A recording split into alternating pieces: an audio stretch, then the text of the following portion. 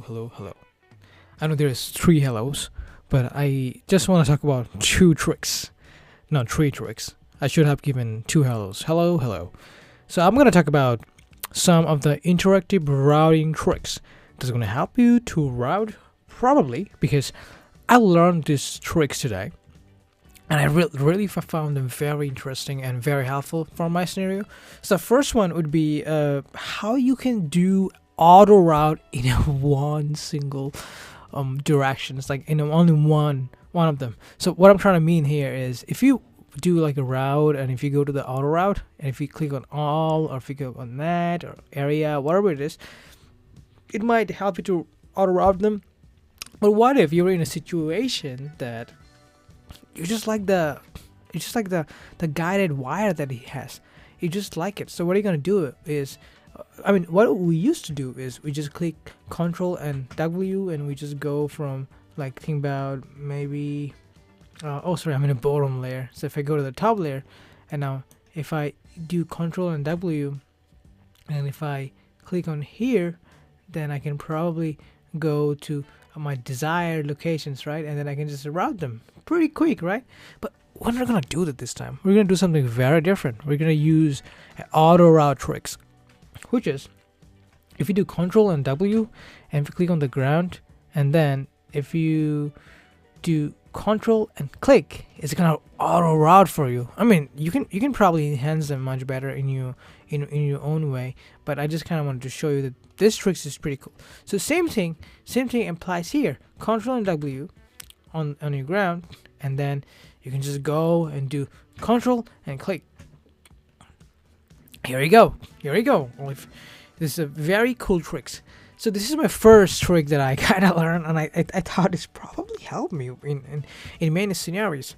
So the second one is probably one of the most crucial and critical, because the second one is how you can do push and shove routing.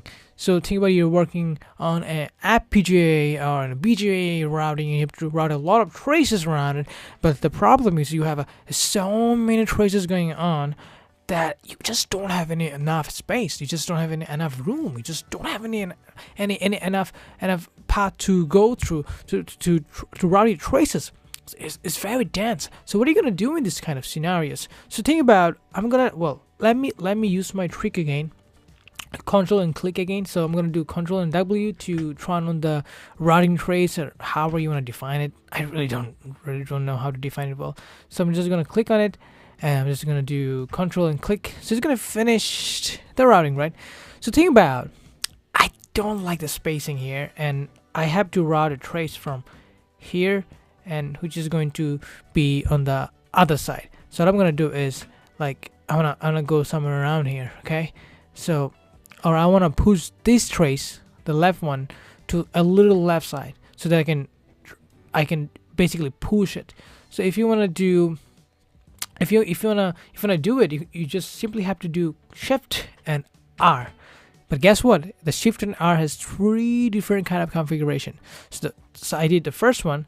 On the first one, you can just basically go over. It's kind of like overlay to each of the traces, which is not recommended in this scenario. I don't know what scenario you probably can do this. Maybe, I don't know, maybe unless you are trying to connect a lot of traces into a single bus or whatever. Maybe that time is probably very useful. But in our scenario, we don't really want to do it. So what you're gonna do, you're gonna click on Shift and R again. And now look at this, the second scenario that's completely blocking you from going to the other side, right? So the third scenario would be Shift and R. Look at this, like pushing them, like, hey, just go away, I don't like you guys. This is not how they're saying, but this is what is happening right now, that it just pushing it to something more into the left side, which we really want. So this is pretty cool. I think it's probably will help me in a lot of routings. So I'm pretty newbie. I'm kind of still learning. So at the part of my journey, I'm also trying to learn some kind of tricks that probably will help me. So I'm trying to document them in a video so that I can just upload it to my portfolio and my YouTube channel. I really don't use it for like being famous or something, but I kind of using this both of them as a part of my journal, a part of my learning journey. So yeah, so this is all for today. Maybe next time I'll come with something more cooler, but I found these two of them very cool. Thank you.